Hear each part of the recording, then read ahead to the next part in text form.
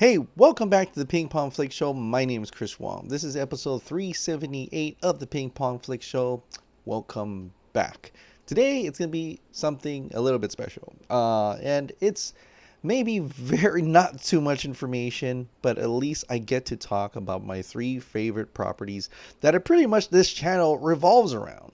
The first one is Power Rangers. Now, everybody's wondering, for people who are my listeners who want to know more about Power Rangers, if there's anything coming out. Well, there has been an update that I totally missed, and I wonder if anybody else has seen this. But Power Rangers is to get another reboot. We've already heard about that it's going to get another reboot, but I think this is the first time I've actually seen a quote from Hasbro itself. This is coming from animecomicbook.com. And it says this: Hasbro Global Brand Development and Marketing Manager Beth Bamrick has revealed that the company planning to reboot the Power Rangers films universe. However, Bamrick said Hasbro isn't rushing in developing the project. So I can't comment as much as everyone would love me to on the movie per se. But what I will say is we're really looking at every opportunity. We are planning 2 and 3 years out. So we do have a lot in the pipeline, but we have a lot to get to first, like we talked about. We kind of just took it on, so we will definitely have more to come.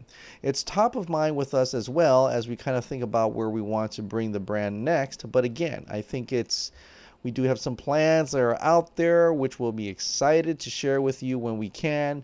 But yeah, we're definitely looking like a 2 to 3 year approach in everything that we're doing. So for people who want to know when's the next Power Rangers movies, it's going to look like it's going to be a couple years. Hurtful. But it's going to be a couple years out until we actually get something. And I get it. You know, it's a new company with the property. They're probably trying to go through what they're going to do with it. Are they going to continue a TV series? Are they going to continue doing this? What type of marketing push? Well, toys and things like that. There's so many things to look through. And, just to get people possibly, if it's a reboot, probably to get people kind of forgetting the Lionsgate Power Rangers, the 2017 Power Rangers for a little bit, so that they can move on to the next few films. Which brings up that question that everybody's wondering, that I kind of alluded that I already probably know the answer, is that they're not going to do a sequel. Which is interesting because it is in contrast to what Hasbro last year said. Because last year, Hasbro CEO Brian Goldner actually revealed that the company will be releasing a sequel to the 2017 Power Rangers movie, that they acquired the rights from Saban Brands for $522 million. He said this: Power Rangers will generate an operating profit similar to Hasbro's other franchise brands, and has a significant opportunity for growth given where the brand had been most recently. Goldner said Hasbro will work with a film studio to develop a new Power Rangers movie as a follow-up to the 2017 release. In addition to Power Rangers, Hasbro also acquired Saban properties including My Pet Monster, Luna Petunia, Popples, and Julius Jr., which I don't care about. But that, from what they said there, it felt like, in all intents and purposes, they were going to do a sequel. But I kind of knew they weren't. And I kind of knew that they were probably going to go into a new direction. They were probably going to try to develop their own thing. And I guess this person, Hasbro Global Brand Development and Marketing Manager, Beth Bamrick, has just revealed what the company intends to do. 1, reboot Power Rangers. 2, it's going to go out, it's going to be in 2 to 3 years. So we have a lot of time to wait for that. And I don't know if that meant pre-production starts 3 years from now, or a movie actually comes out 2 to 3 years from now. I'm thinking what they're saying is that they're not going to even look into developing a movie until 2 to 3 years from now. And that sucks. that really does suck. But you know what? It's a new studio. It's a new thing. By then, all the actors and actresses who did the 2017 Power Rangers, they're actually doing other things now and quite successfully partaking in different things. So, great on them. I'm glad they had a great starring role and able to get get a career out of it and move on to bigger and better things. That's awesome. But that also means, unfortunately, we'll never see what the Green Ranger will look like in the in the sequel to 2017 Power Rangers. We will never move on from them, and quite possibly we'll be seeing a different type of Power Rangers come in 2 to 3 years. But for people who want to know what's going on with that, that's what's going on until we get something happens. Maybe next Comic-Con. There's always hope that there's gonna be more Power Ranger news coming out of one of these Comic-Cons. But until then, we'll have to keep on looking out for that. So, the next thing is we're going to be talking about Godzilla versus Kong for the Monsterverse. This is coming from comicbook.com. Legendary Entertainment exec reaffirms hopes for Godzilla vs. Kong. Now, we talked about it before where Toby Emmerich was like, we're going to have to, because of the box office of Godzilla, King of the Monsters, how it just kind of broke even. 385 it ended the theatrical run, and it's just, I really thought it could at least get in 600s, 700s, but no, nobody cared for the movie apparently and didn't go and watch, even though it's probably the best movie this year for me. So there was a lot of concerns, and then Toby Emmerich saying that they're going to make some changes and make sure that we'll probably delay the release and stuff like that, but apparently that's not the case. Apparently they are reaffirming that this is going to happen. So Legendary has been slowly building its Monsterverse quadrilogy to the monumental fight between Godzilla and King Kong and Godzilla vs. Kong. It's had a 2020 release window for as long as Legendary has been promoting the Monsterverse as a thing, and confirmed that it was aiming for a March 13 release within the last couple of months. But reports started popping up stating the film's release might be delayed in order to deliver the best experience for fans. And that was coming from Toby Emmerich. In a recent interview with License Global, as noted by Omega Gomaro on Twitter, Executive Vice President and Brand Development of Legendary Entertainment, Ellie Deckel, talked up Legendary's excitement for their 2020 film slate and still has. Godzilla vs. Kong marked for a spring 2020 release as currently scheduled, so there doesn't seem to be a delay set in stone quite yet. Noting that, beyond the films themselves, the Monsterverse was mentioned to be bolstered not only by its line of comics, graphic novels, and collector's merch, but will also be bolstered by the in-the-works future release Monsterverse. Sorry, I just hit this microphone because I was so excited. Future release of a Monsterverse mobile game. This is in line with previous statements from Warner Bros. Studio bosses Toby Emmerich and Peter Roth, in which they were confident of Godzilla vs. Kong and still aimed for this window, but were worried about fan response. So, given the poor critical and commercial reception for Godzilla King of the Monsters, you can't blame Legendary for wanting to make more time for the final film and then quadrilogy, but it seems that Legendary has indeed become more confident in the film over its development. Toho broke their silence on how the film is coming along too, with the most recent statement clarifying that Toho has yet to see any of the visuals of the film as of July, but their boss has been happy with what they've seen from the United States production so far.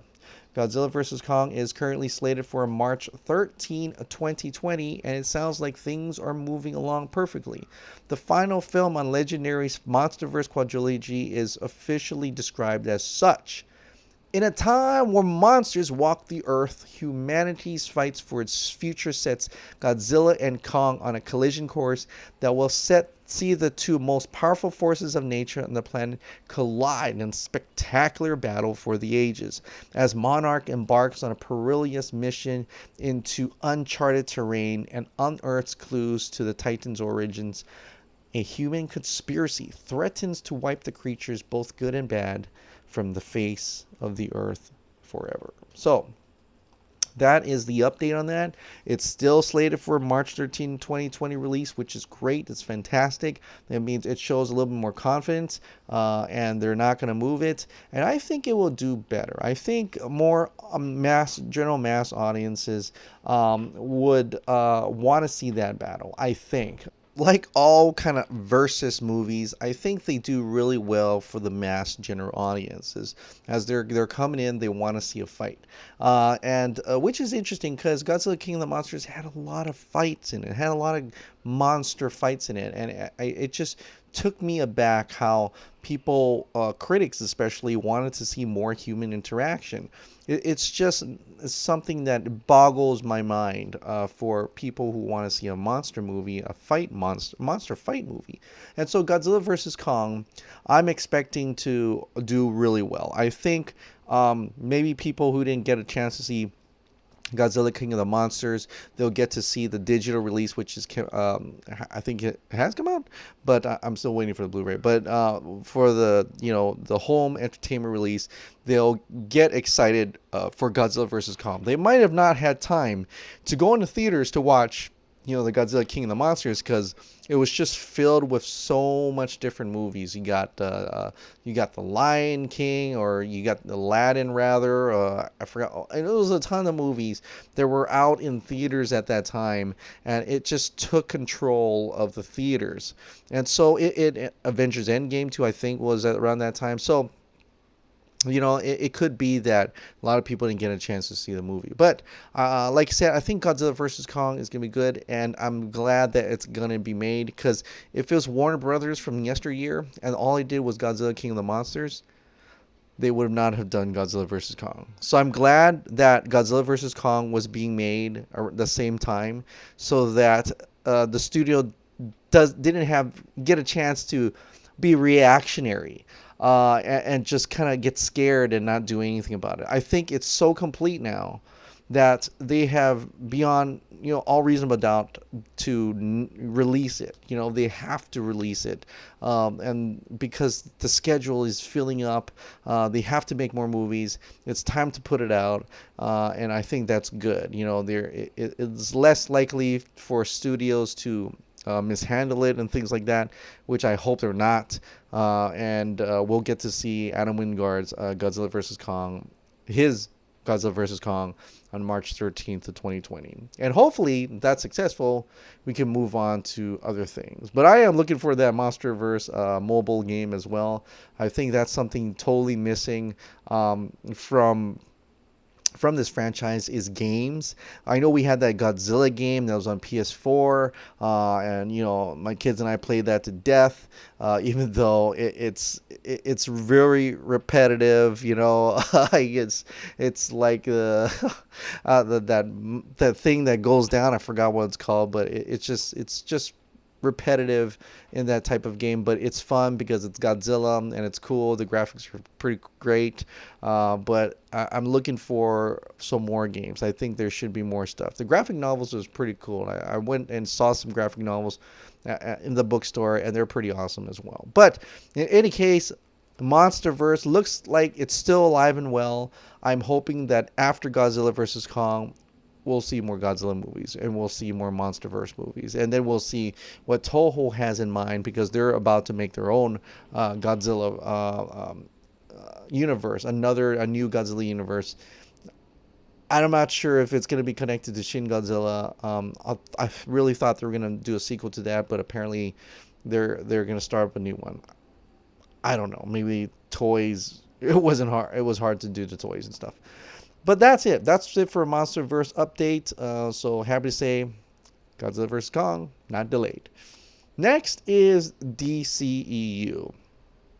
Now, you may be wondering why I'm pausing on this, because in actuality, there is like zero news for DCEU. Zero. That's right. Nothing, not even too much. Well, there are some speculation stuff, but they're so far out that it just doesn't make sense. And a lot of it could be There's a lot of different theories on Crisis on Infinite Earths right now, because that's the big thing that's coming out on the CW. If you care, there's hints about Tom Welling showing up, and which is all good and great, and it's fantastic, and I'm so happy for people who are fans of the CW. I'm gonna go check it out as myself, because it's got Kevin Conroy in it. It's got Brandon Routh suiting up as Kingdom Come Superman. It's possibly got Tom Welling in it. There's a lot of different people cameo in this, so that's why I want to watch it. But as far as my channel, it's mostly DC films, mostly DCEU, and so saying that, it's very disappointing to see there's not much coming out. And I'm not trying to be like I'm a entitled fan or anything, but it does show a concern for a studio that wants to rebrand or remake and get people excited for DC once again. Because there's still people who are like, oh, DC sucks, Marvel is better. And to be fair, Marvel is very successful. It's gotten to the point through Avengers Endgame, they're like in phase 4 now, and DC it's just got these waves there where the studios just got scared, and they're like completely silenced. After even the Comic-Con, they've totally disregarding marketing right now. They're totally just flat out just you can almost say gave up. Like there's like, we don't know what to do with DC. We're just going to release the movies that we made with very little effort in marketing, and just be done with it. I'm not saying that's what they're doing. I'm not saying anything, but what we thought Walter Hamada would be a great DC Films president, turns out it's not that great. And you could say that maybe it's not up to him in terms of marketing, but he does not bring that level of excitement that a lot of Marvel fans do when they see Marvel films. They totally could have done that. They totally could have, changed the situation at San Diego Comic-Con and switched it up, and talked about DC films, talk about how they're so proud to have a DC properties and make films out of them. They could have totally spun that around, but no. They let the fans dictate what's exciting for DC, and it's still the Snyder Cut of Justice League. And that is just that's something they really botched. And for me, who I am happy, and I love DC films, and I want to see the next ones and stuff, it does come with a disappointment that they're not making any effort to actually change the narrative and actually get people excited for the future of DC. They could be excited for the next movie. They could be excited for Joker and Birds of Prey, Wonder Woman 84. But they're not excited for the franchise. There is no franchise. It's like singles, similar solo films here and there. Maybe it's happening. Maybe it's not happening because Warner Brothers doesn't really want to give great confirmations. There's no Walter Hamada is not walking out onto stage and saying, "What's up? This is DC. We've got Superman, we've got Batman, we've got this and that." They're not saying any of that. They're not making a huge deal of it. They're just literally just got something, shoot it out, being totally completely silent, and just really kind of just disregarding the DC fandom in general. And so that part is the part that I'm really disappointed about. But if you're here to listen about DCEU for today, there is literally nothing, and so that part is totally, I'm just like, it's completely crazy how very little we're getting out of DC films right now. Little information of that, and we can only speculate on things that are rumors and stuff like that, but at the end of the day, we kind of just want to know what's coming out, right? But for people who are here to talk about the Snyder Cut, once again, like I said, I'm not going to get too much more into the 165. I think it's like a cursed number by now, but I will I will comment on this where Mark Hughes had talked about today, and it was in regards to people calling him out about the 165, which is weird because he never said 165. I did. I actually calculated 2 hours and 45, 2 equals 120 plus 45 is 165. But anyway, he says this. When asked if I was saying the 90+% complete version I talked about was 214 minutes, I said I'd heard there were two other cuts of it, and that I heard one was about 2 hours and 45 minutes, and I assumed that might be the most complete version. I'm guessing that's what they mean.